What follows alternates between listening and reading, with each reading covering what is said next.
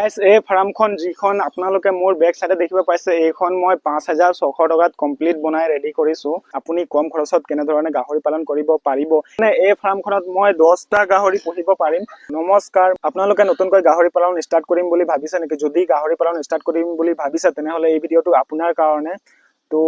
মই এই ভিডিওৰ মাধ্যমত আপোনালোকক জনাম যে আপোনালোকে অতি কম খৰচত কেনে ধৰণে গাহৰি গড়াল এটা বনাই গাহৰি ফাৰ্ম ষ্টাৰ্ট কৰিব পাৰিব বৈজ্ঞানিক পদ্ধতিৰে আৰু কেনে ধৰে আপোনালোকে লাভবান হ'ব তাৰ বিষয়ে এই ভিডিওত জনাম তো ভিডিওটো শেষলৈকে চাই থাকিব লগ ভিডিওটো আৰম্ভ কৰো নমস্কাৰ মই কাপ্তান মাৰ্ডি আৰু মোৰ এই চেনেলত আপোনালোকক পুনৰ এবাৰ স্বাগতম জনাইছো এই ভিডিওটো আমি দুটা ভাগত ভাগ কৰিম প্ৰথম ভাগত আমি ডিসকাস কৰিম যে গাহৰি গড়ালখন আপোনালোকে কেনে ধৰে বনাব আৰু কিমান টকাৰ প্ৰয়োজন হ'ব আৰু সেকেন্ড ভিডিওত আমি কথা পাতিম যে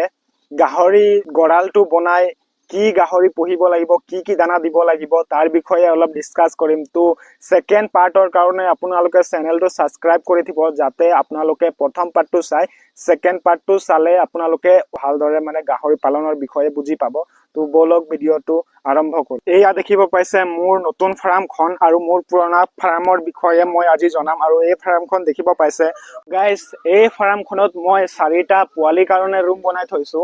আৰু এটা 10 বাই 10 ৰুম বনাই থোৱা আছে তাত মই 6 পিস গাহৰি থমাই থব পাৰিম আৰু টোটেল মানে এই ফাৰ্মখনত মই 10টা গাহৰি পুহিব পাৰিম 4টা ব্ৰিডিংৰ কাৰণে আৰু 6টা ফেটেনিংৰ কাৰণে তো মই এতিয়া যিখন ফাৰ্ম আপোনালোকে মানে যেনে ধৰণে ফাৰ্ম বনাব লাগিব তাৰ বিষয়ে মই ফাৰ্মটো দেখাম আৰু তাত কিমান টকা খৰচ হৈছে আৰু আপোনালোকে বৈজ্ঞানিক পদ্ধতিৰে কেনে ধৰণে বনাব তাৰ বিষয়ে মই কৈ যাম তো ভিডিওটো চাই থাকক এনেকুৱা এখন সৰু ফাৰ্ম বনাই আপোনালোকে বছৰত কিমান টকা আৰ্নিং কৰিব পাৰিব আৰু এই ফাৰ্মখন বনাওতে আপোনাৰ কিমান টকা খৰচ হ'ব তাৰ বিষয়ে এই ভিডিওত ডিসকাস কৰিম তো এই ফাৰ্মটো হৈছে 3টা ৰুমৰ আৰু এইটো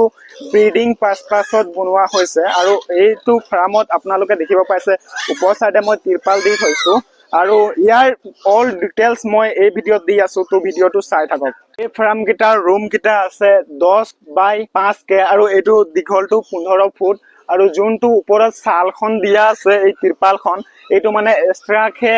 বঢ়াই দিয়া হৈছে লাগভাগ এইটো 20 ফুট 22 ফুট আশপাশ দূৰ হ'ব ইয়াৰ দৈৰ্ঘ্যটো 20-22 ফুট দীঘল হ'ব কাৰণ কেতিয়াবা বৰষুণ দিলে কি হয় ভিতৰ ফালে পানী কেতিয়াবা সোমাই যায় সেই কাৰণে মানে এই জেগাটো অলপ বেছিকে বঢ়াই দিছো ৰুমটো এইটোৰ পৰা ষ্টাৰ্ট হৈছে আৰু মই ইমান দূৰলৈকে বঢ়াই দিছো এনেকুৱা বঢ়াই দিয়া মই দুটা সাইডে এনে ধৰণে বঢ়াই দিছো মই যদি এনে ধৰণে আপোনালোকে টিন দি এই ফাৰ্মখন দুচলীয়াকে বনায় তেনেহলে আপোনালোকে এইটো উখটো দিব লাগিব এই মাজৰ উখটো দিব লাগিব 15 ফুট আৰু এইফালে দিব লাগিব আপোনালোকে 10 ফুট যদি আপোনালোকে খেৰ বা লোকেল কিবা এনে ধৰণে মোৰ দৰে তিৰপাল দি বনায় তেনেহলে আপোনালোকে চলিয়াকে বনায় তেনেহলে সেমে আপোনালোকে এই উখটো 8 ফুট আৰু এই চাপৰটো আপোনালোকে 6 ফুট দিলেও হ'ব কাম চলি যাব আৰু আপোনালোকে এচলিয়াকে বনায় তেনেহলে যদি আপুনি টিন দিয়ে তেনেহলে এইটো 10 ফুট দিব লাগিব আৰু এইফালে চাপৰটো দিব লাগিব আপোনালোকে 8 ফুট ওখ আৰু যদি লোকেল আপোনালোকে খেৰ বা এনে ধৰণে তিৰপাল দি বনায় তেনেহলে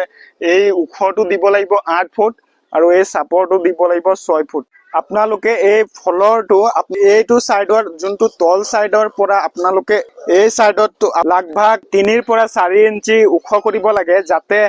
গাহৰিৰ গুখিনি ধোৱা সময়ত বা ৰুমটো ধোৱা সময়ত যাতে পানীখিনি সহজতে বাগৰি মানে ওলাই যায় সেইফালে আৰু এইফালে দেখিব পাইছে মই গোটা বাঁহ দি এইটো লাগভাগ 4 ফুট দিছো আপোনালোকে মানে 4 ফুট দিয়াটো কম্পালসৰি 4 ফুট দিবই লাগিব ফাৰ্মখন কেনে ধৰণে বনালো কিমান টকা খৰচ হৈছে তাৰ বিষয়ে মই ভিডিও এটা বনাই আপলোড কৰি দিছো যদি আপোনালোকে ভিডিওটো চাবলৈ ইচ্ছা কৰে তেনেহলে মই আই বাটনত বা ডেসক্ৰিপচন বক্সত ভিডিও দি দিম তো আপোনালোকে গৈ চাই ল'ব পাৰিব আৰু এনে ধৰণে আপোনালোকও গড়াল বনাই মজাকে গাহৰি পালন ষ্টাৰ্ট কৰিব পাৰিব আৰু মোৰ এই চেনেলত যদি আপোনালোকে প্ৰথমবাৰৰ কাৰণে আহিছে তেনেহলে চেনেলটো সাবস্ক্ৰাইব কৰি দিব লগতে ভিডিও যদি ভাল লাগে তেনেহলে লাইক কৰি দিব মই গম পাইছো যে আজিৰ ভিডিওটো ইমান খাস হোৱা নাই ইমান ভালদৰে মই বনাব পৰা নাই কাৰণ মই মানে ৰাজহুৱা কামত গৈছিলো তো ৰাজহুৱা কামৰ পৰা লাগভাগ আহি পোৱা বেছি দেৰি হোৱা নাই আৰু মানে এতিয়া গধূলিৰ সময়টো হেতু কাৰণে ভিডিওটো বনাবই লাগিব কেদিন ভিডিও আপলোড কৰা নাই তো সেইটো কাৰণে মই মানে যেনে তেনে কৰি হলেও মই ভিডিঅ' এটা বনাই দিছো আপোনালোকৰ কাৰণে আপোনালোকৰ আপত্তি বা কিবা জানিব ইচ্ছা থাকিলে বা আগৰ ভিডিঅ' কি বিষয়ে লাগে যদি লাগে তেনেহলে আপোনালোকে কমেন্ট কৰি জনাব মই ভালদৰে ৰেকৰ্ডিং কৰিব নোৱাৰিলো মই বেলেগ এটা ভিডিঅ'ত মানে যিমান পাৰো আপোনালোকক গাহৰি ফাৰ্ম বা নতুন গাহৰি ফাৰ্ম আপুনি কেনেকৈ বনাব পাৰি তাৰ বিষয়ে মই ডিটেইলছ ভিডিঅ'ত জনাম মই এইটো মানে সিম্পল আপোনালোকক এনে ধৰণে ভিডিঅ' আপলোড কৰিম সেই তাৰ বিষয়ে অলপ শৰ্টকে ষ্টৰি টাইপ বনাই আপলোড কৰিছো তো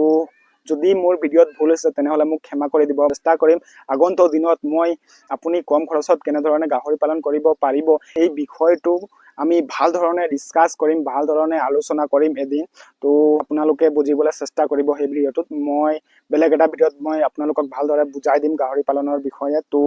আজিৰ ভিডিঅ'ত ইমানে তো পুনৰ লগ পাম তেতিয়ালৈকে বাই বাই টেক কেয়াৰ